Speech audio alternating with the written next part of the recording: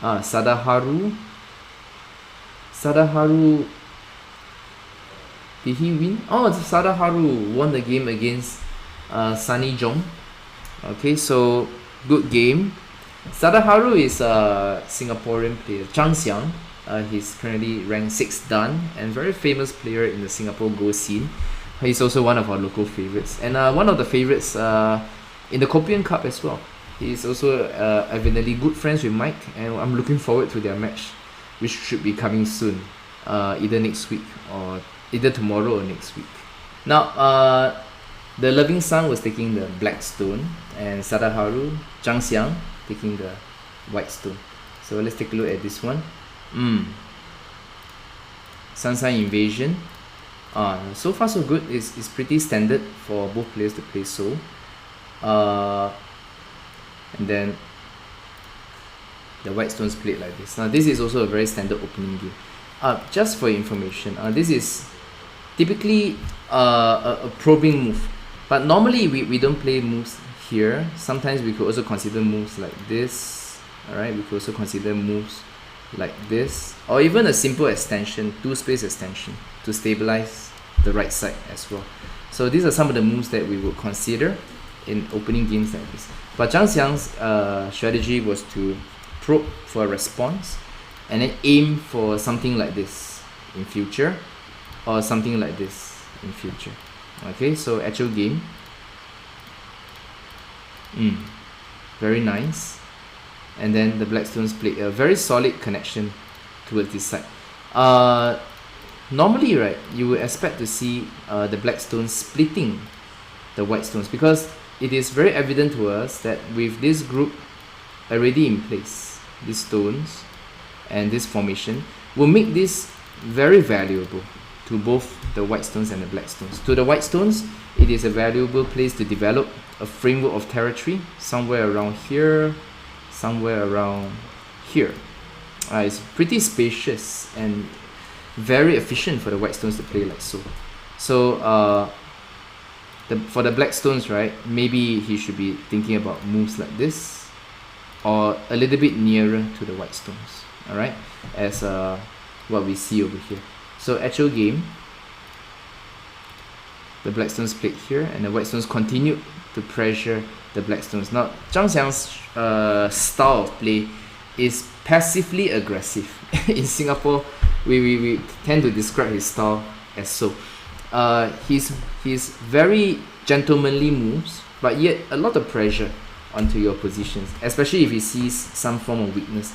But of course, normally, right, for opening game strategy, we would like to play moves somewhere around here to develop spacious areas like this or like this, because you already have stones aligned already to the left side, so it's pretty meaningful to put more stones over there. Now actual game, the White Stones played here, the Black Stones defended, and then defended before coming up like this. Now just for your information, if the Black Stones were to play someplace else, which could also be possible, he might be concerned about variations like this. Now this could be rather irritating to the Black Stones because of the two potential points that the White Stones could occupy in the near future. If the Black Stones were to play like this, then the White Stones would build a very comfortable position to the corner. If the Black Stones were to take the corner, then the White Stones could potentially isolate the Black Stones away from each other, and this would be where M3 could come into play. Alright, so some things that we could take into account when we're designing and planning for our opening game strategy. Okay, now actual game, the Black Stone decided to play here to fortify the corner, and the White Stones continued the conquest to take the sides. Again, it is pretty normal for the White Stones to play to the left side, somewhere here, star point, or here. But maybe Zhang Xiang was not satisfied with the fact that the Black Stones could play a very good shape here, but actually it's okay to do it like this. For the junior players at home, you could still give this a try, because the spacious area is still very attractive during the opening game phase. So it really differs. The options differ according to your style of play and your mentality during that period of time. So pretty interesting to see how Zhang Xiang portrays his thoughts during these games. And then over here, focusing his attention to the right side, allowing the black stones to gain the first strike to the left side. So by playing here, now the black stones will officially be able to launch a meaningful campaign against this group of white stones, because he has a stronger position already in place. So now the white stones will need to pay some attention into managing this group. So here we go. The white stones played counter attack, a counter pincer. Escaping for the sake of escaping would not really be that helpful. For example, if with the white stones were to play like this, then the black stones could easily stabilize himself to the left side. So what Zhang Xiang was trying to achieve was to attack while escaping at the same time. So doing this while developing, not forgetting to develop the left side at the same time. Tiger's mouth. This is basically a very popular variation. We could also consider doing this immediately, and the black stones most likely would either do this or do this. But to prevent this possibility of the black stones playing here, Zhang Xiang decided to take the tiger's mouth anyway, forcing the black stones to defend. Very important move before the white stones grabbing the initiative to counter attack this group of black stones. Atari. Typically we will want to reserve this for later, because there's always this potential cut point over here, and a potential peeping move at f15. Now peeping move will refer to the fact that the black stones could aim for some cut points over here, over here and here in times of crisis. So there's always this possibility, or a potential, a direct cutting move if we need to do so, given the situation. So these were all possibilities that the black stones could conserve and reserve for later. But this Atari, right, would more or less strengthen the white stones a little bit. But nice move. Very nice move. So the black stones are now trying to escape. Press. Very nice. I think since the black stones were already aligned like this, it will be better for the black stones, and it's more or less outside into the open already. Maybe we could remove the shape like this, or something like this, to prevent the white stones from playing a good shape like a tiger's mouth. At the very least, the black stones could defend like so. And if the white stones were to try escaping here, the black stones could easily extend or play moves like this to come out into the open, to engage with the white stones in a very meaningful fight, while not forgetting to influence as much as possible the development of the left side. So this could be the norm. Actual game, the black stone pushed, allowing the white stones to play a very nice shape here. Wow, this was very interesting. A cutting move. Now the best offense is typically the best defense. Normally, I think this is what we would expect to see. Just blocking, forcing the black stones to play moves like this before you play a very nice shape over here. Now if the black stones were to play like this, we could always Atari, and still it's pretty it's a pretty pompous formation to begin with. It has good reach to the right side, while exerting a lot of pressure onto this group of black stones. So this is what we would expect to see, but Zhang Xiang had other plans. Now Zhang Xiang is very creative in his gameplay. He is always aiming to do more with less. So he has an idea by cutting over here, testing the black stones a little bit before playing here. So he's leaving some possibilities, because in future, right, there is always going to be a sente move aiming for a cut point, and then with these two stones in mind, there could potentially be forcing moves here. There could potentially be forcing moves like this. So perhaps Zhang Xiang is leaving all those possibilities before continuing the attack onto this group of black stones. But actually the tiger's mouth is pretty attractive to play now, because not only it strengthens the eye space for the white stones, it also has no cut points. And after this, the white stones could continue to fortify the left side. Now actual game, the weakness of this shape, right, would be that the black stones could potentially do a waging move or like this to threaten the cut point in future, weakening the ice space a little bit. But not too bad. It's still okay for the white stones. Interesting move. Atari. And then coming out over here. The white stones continue to give chase. And then black stones invaded. So the black stones decided that since my stones are already out into the open, it is time to try dispersing the potential framework of this area. Because of the white stones here, if the white stones could play another knight's extension, it could be rather attractive to the white stones to develop this side, making the invasion a little bit tougher for the black stones to decide, and also easier for the white stones to develop this into points. So invading now seems to be good timing. It's pretty nice. And then the white stones defended here. This is more focused towards the external area. Normally, right, we'll play somewhere around here or somewhere to the corner.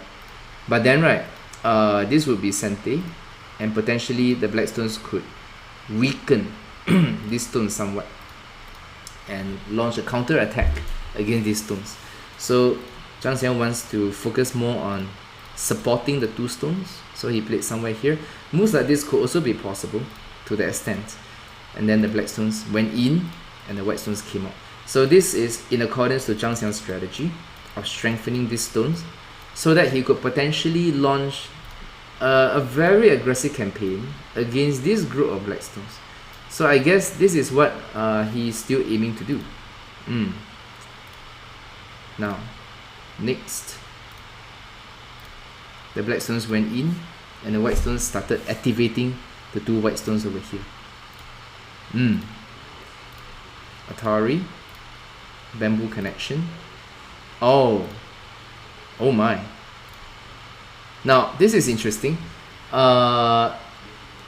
Typically, right, the black stones wanted to do something like this, but he was very concerned with the fact that the white stones will have the tiger's mouth over here while threatening the black stones over there, creating possibilities to make two eyes in the local area. So the black stones were very concerned about this.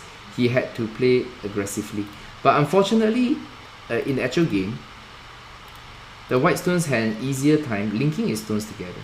And surprisingly, this doesn't seem to be very effective, because this one, if he plays here, the white stones could go down, creating lots of trouble and potentially even capturing these stones in the process. So this was surprisingly very disturbing for the black stones. So he had no choice but to retreat, allowing the white stones to link all his stones together.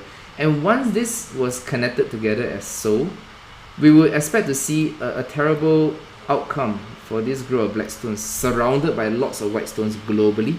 And that's where things started to go south from there. Interesting result. So actual game, the black stone tried to play as aggressively as possible, but the white stones counter-attacked. Atari, counter-Atari. Piercing through aggressively. Very sharp move by Zhang Xiang, cutting the black stones and officially trapping this group of black stones into this circle of white stones. So forcing this group of black stones now to try settling down, making two eyes. And in the process of making two eyes, potentially making this group of white stones even stronger. And as the stones in blue get stronger, this group of black stones will eventually get weaker. Wow, it's a vicious cycle of moves that we will expect to see. So let's move on to the actual game and let's see what happens.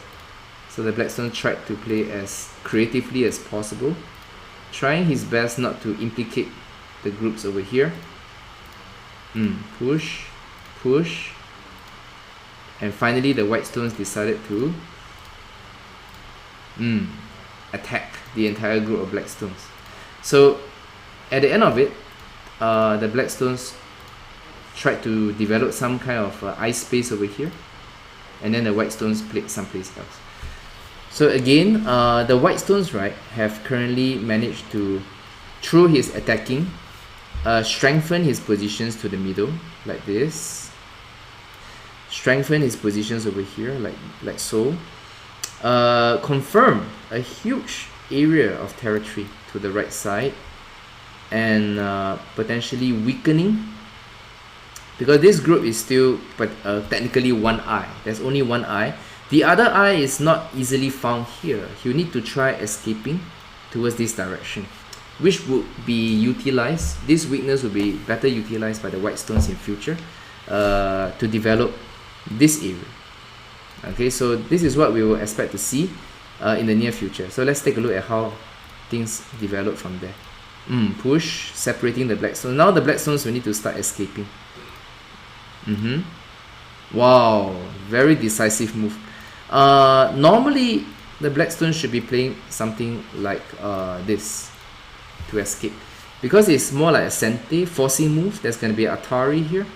If we play someplace else, it's going to be an Atari with Tiger's Mouth, and you could link all the stones together. So we will expect to see the white stones linking together before the black stones escaping to the open and making one eye somewhere around here. It's very spacious. It should be good enough to develop one eye right here. But this move, I'm afraid, was slightly overplayed. He was hoping that the white stones will respond so that there's some cut points within in future that the black stones could utilize while he's making two eyes with. So Zhang Xiang took the opportunity to counter attack. The black stones tried to counter attack, and then this resulted in a cold fight. Now to the junior players at home, cold fight. Why is Sadaharu sad? No, it's just his favorite name. Yeah. Okay. Oh, hello Telegraph Go. Hello. Thank you for supporting the Copium Cup. Thank you so much. And we also have Hites. Oh no, he's not sad. He's just a name. Yeah. Do we play Clash Royale? Well, I'll answer that question next time. But anyway, cold fight meaning for the junior players at home, you will not be able to capture back immediately, or else the game might go on forever. So you need to find a move, a threatening move, to force your opponent to respond to you. We typically call this the cold threat. So the white stones responds as like this, and then the black stones could capture back now. Now the white stones couldn't capture back immediately, so the white stones found another cold threat over here, and the black stones responded like this. Because if the black stones were to play here, the white stones could potentially do something like this, or something like a diagonal extension to threaten the three black stones to the corner. So according to black stones evaluation, it's pretty important to respond to it now. And the call continues. Connection, a pushing move, and the black stones solve this, allowing the white stones to play another move someplace else. So the pushing move here technically isolated the black stones to confirm as much territory as possible right here, and also potentially weakens the black stones here a little bit more, so that in future, right, if the white stones were to play an extension here or something like this, it could make a good end game. For example, this move, it could make a good end game for the white stones in future.